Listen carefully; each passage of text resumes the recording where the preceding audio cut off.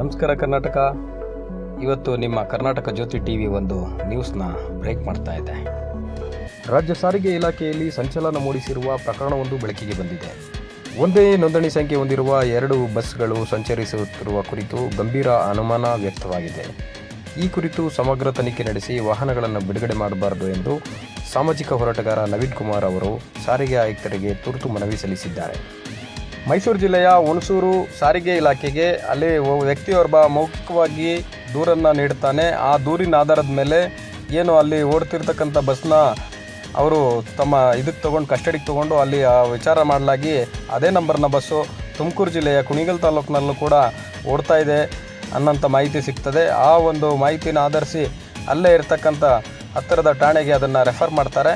ಜೊತೆಗೆ ಅಲ್ಲಿಂದ ಬಂದು ತುಮಕೂರು ಜಿಲ್ಲೆಯ RTO ಕಚೇರಿಗೆ ಒಂದು ಪತ್ರನ ಮಾಡ್ತಾರೆ. ಆ ಪತ್ರದಲ್ಲಿ ಉಲ್ಲೇಖ ಏನಿದೆ ಅಂದರೆ ಇಲ್ಲಿ ಸಿಕ್ಕಿರ್ತಕ್ಕಂಥ ಬಸ್ಸು ಅದೇ ನಂಬರ್ನ ಬಸ್ಸು ತುಮಕೂರು ಜಿಲ್ಲೆಯಲ್ಲೂ ಕೂಡ ಒಂದು ಸಂಚರಿಸ್ತಾ ಇದೆ ಅನ್ನೋವಂಥ ಮಾಹಿತಿ ತೊಗೊಳ್ತಾರೆ.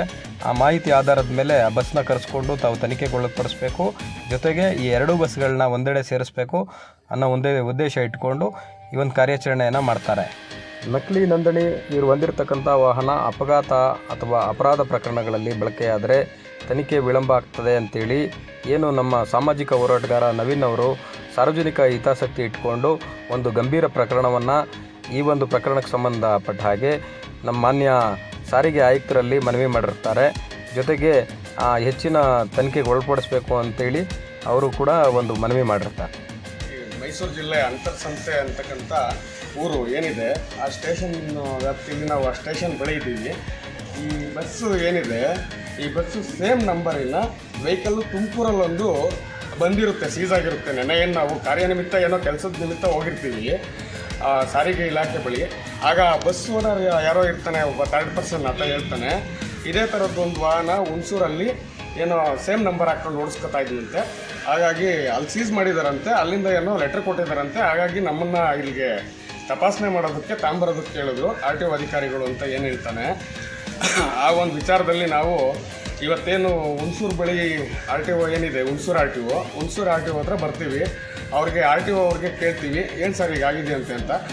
ಹೀಗಾಗಿದೆ, ಈ ಥರ ಅಂತರ್ಸಂತೆ ಅಂತಕ್ಕಂಥ ಸ್ಟೇಷನ್ ಬಳಿ ನಾವು ವೆಹಿಕಲ್ ಇಟ್ಟಿದ್ದೀವಿ, ಸೀಸ್ ಮಾಡಿದ್ದೀವಿ. ಅದಕ್ಕೆ ಒಂದು ಲೆಟ್ರ್ ಕೂಡ ಕೊಟ್ಟಿದ್ದೀವಿ ತುಮಕೂರು RTOಗೆ. ಅದು ಯಾವ್ದು ಜೆನ್ಯೂನ್ ಇದೆಯೋ ಆ ವೆಹಿಕಲ್ನ ನಾವು ರಿಲೀಸ್ ಮಾಡ್ತೀವಿ. ಅದು ಯಾವುದು ಏನು ಚಾರ್ಸಿ ನಂಬರ್ ಟ್ಯಾಂಪರಿಂಗ್ ಆಗಿದೆಯೋ ಅದನ್ನ ನಾವು ವಶಪಡಿಸ್ಕೊಂಡು ಅದನ್ನ ಮುಟ್ಗೋಲು ಹಾಕ್ಕೊಳ್ತೀವಿ ಅಂತ ಏನು RTO ಅಧಿಕಾರಿಗಳೇನು ARTO ಬಂದು ನಯಾಜ್ ಅಹಮದ್ ಅಂತ ಏನಿರ್ತಾರೆ ಅವ್ರು ಹೇಳ್ತಾರೆ. ಮತ್ತು ನಮಗೆ ಒಂದು ಸ್ಟೇಟ್ಮೆಂಟ್ ಕೊಡಿ ಅಂತ ಕೇಳ್ತೀವಿ. ಸ್ಟೇಟ್ಮೆಂಟ್ ಆಗೆಲ್ಲ ಕೊಡೋದಕ್ಕೆ ಬರಲ್ಲ. ಕಮಿಷನರ್ ವ್ಯಾಪ್ತಿನಲ್ಲಿ ಇರ್ತಕ್ಕಂಥ ಅಧಿಕಾರ ಅದು, ನಮಗೆ ಸ್ಟೇಟ್ಮೆಂಟ್ ಕೊಡೋದಕ್ಕೆ ಬರಲ್ಲ. ನಾವೇನು ತುಮಕೂರು ಆಫೀಸ್ಗೆ ಲೆಟ್ರ್ ಕಳಿಸ್ಕೊಟ್ಟಿದ್ದೀವಿ, ಅಲ್ಲಿಂದ ಮತ್ತೆ ಹೆಚ್ಚುವರಿ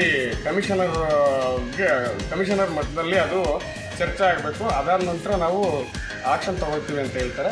ಇದೇನು ಬಸ್ ಇದೆ 2 ಕೂಡ ಜೆನ್ಯೂನ್ ಇಲ್ಲ, 2 ಕೂಡ ಚಾಸಿ ನಂಬರು ಒರಿಜಿನಲ್ ಇಲ್ಲ. ಇದೆಲ್ಲ 2 ಬಸ್ ಇಲ್ಲೇನಿದೆ ಅಲ್ಲೇನಿದೆ ಸೇಮ್ ನಂಬರ್ ಇರುತ್ತೆ, ಸೇಮ್ ಚಾರ್ಸಿ ನಂಬರ್ ಟ್ಯಾಂಪರಿಂಗ್ ಅದೇನು ಚಾರ್ಸಿ ನಂಬರ್ ಹೊಡಿತಾರೆ ಅಂತ ಹೇಳ್ತಾರಲ್ಲ ಆ ರೀತಿ ಹೊಡ್ಕೊಂಡು ಇವರು ಫ್ರಾಡ್ ಮಾಡ್ತಾ ಇದ್ದಾರೆ. ಈ ಬಸ್ಗಳು ವಿರುದ್ಧ ಕ್ರಮ ತಗೊಂಡು ಸಾರಿಗೆ ಆಯುಕ್ತರು ಸಚಿವರು ಏನು ಮಾಡ್ತಾ ಇದ್ದಾರೋ ಗೊತ್ತಿಲ್ಲ. ಯಾವುದೇ ರೀತಿ ತುಂಬ ಇಲಾಖೆಯಲ್ಲಿ ಏನೆಲ್ಲ ಆಗ್ತಾಯಿದ್ರು ಕೂಡ ಕಣ್ಮುಚ್ಕೊಂಡು ಕೂತ್ಬಿಟ್ಟವ್ರೆ. ಅದೇನು ಅಧಿಕಾರಿಗಳೋ ಗೊತ್ತಿಲ್ಲ. ಮತ್ತು ಜಾಯಿಂಟ್ ಕಮಿಷನರ್ಗಂತೂ ಸಾಕಷ್ಟು ನಾವು ದೂರುಗಳು ಕೊಟ್ಟಿರ್ತೀವಿ, ಆದರೂ ಕೂಡ ಯಾವುದೇ ಕಾರಣಕ್ಕೂ ಕ್ರಮ ಆಗಿರಲ್ಲ.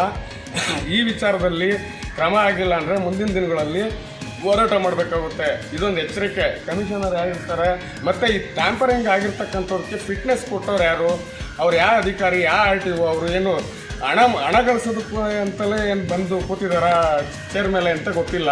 ಅವರೇನು ಇಲಾಖೆಯಲ್ಲಿ ಅವರು ಮಾನದಂಡಗಳನ್ನು ತಿಳ್ಕೊಂಬಂದಿದ್ದಾರಾ, ಓದ್ಕೊಂಬಂದಿದ್ದಾರಾ ಇಲ್ವಾ, ಅಥವಾ ಹೆಬ್ಬೆಟ ಏನು ಕಣ್ಮುಚ್ಕೊಂಡು ಕೂತ್ಕೊಂಡು ಎಲ್ಲೋ ಇರ್ತಕ್ಕಂಥ ಬಸ್ಗಳಿಗೆ ಫಿಟ್ನೆಸ್ ಕೊಡ್ತಾರೆ ಅಂದರೆ ಸಾವಿರಾರು ಜನದ್ದು ಜೀವದ ಜೊತೆ ಚೆಲ್ಲಾಟ ಆಡ್ತಕ್ಕಂಥದ್ದು. ಇದು 2 ವೆಹಿಕಲ್ ಕೂಡ ಚಾಸಿ ನಂಬರ್ನ ಅವರು ಟ್ಯಾಂಪರಿಂಗ್ ಮಾಡಿದ್ದಾರೆ.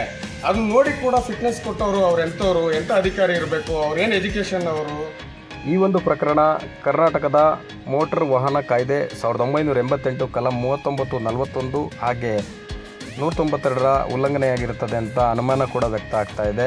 ಒಂದೇ ನೋಂದಣಿ ಸಂಖ್ಯೆ ಇರತಕ್ಕಂಥ 2 ವಾಹನ ಬಳಸೋದು ಕಾನೂನು ಬಾಹಿರವಾಗಿದ್ದು ಸರ್ಕಾರಕ್ಕೆ ಬರಬೇಕಾದಂಥ ಟ್ಯಾಕ್ಸು ಮತ್ತು ತೆರಿಗೆಗಳು, ಶುಲ್ಕಗಳು ಇವೆಲ್ಲ ಕೂಡ ವಂಚನೆ ಆಗ್ತಾ ಇದೆ ಅಂತ ಕಂಡುಬಂದಿದೆ.